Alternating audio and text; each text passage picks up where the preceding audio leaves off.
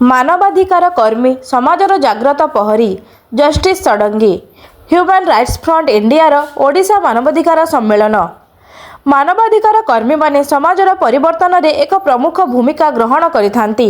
सेमानंकर निष्ठा और उद्यम बल रे बहु पीड़ित न्याय पाइबाकु सक्षम होई पारुछंती बोली आज भुवनेश्वर बुद्ध मंदिर सभागृह रे अनुष्ठित ओडिशा मानवाधिकार सम्मेलन कार्यक्रम अवसर रे मुख्य अतिथि रूपे उपस्थित हुई जातीय मानवाधिकार आयोगर सदस्य डॉक्टर जस्टिस विद्युत रंजन षडंगी मतव्यक्त करथिले।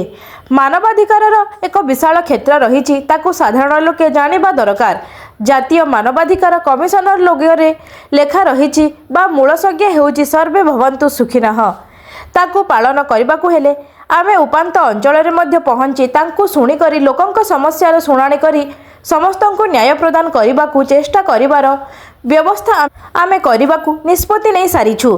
खूब शीघ्र यह आरंभ हेबो। कोर्ट व्यवस्था जेहेतु व्ययबहुल तेणु मानवाधिकार कमिशन साधारण गरीब लोकंकु न्याय पाई तांकु सुनी कार्यकारी पाई प्रशासन को सुपारिश करबाकू से व्यवस्था पाई प्रतिश्रुति देथिले। तत्सहित मानवाधिकार कर्मी मानकर निष्ठा को भूयसी प्रशंसा करथिले।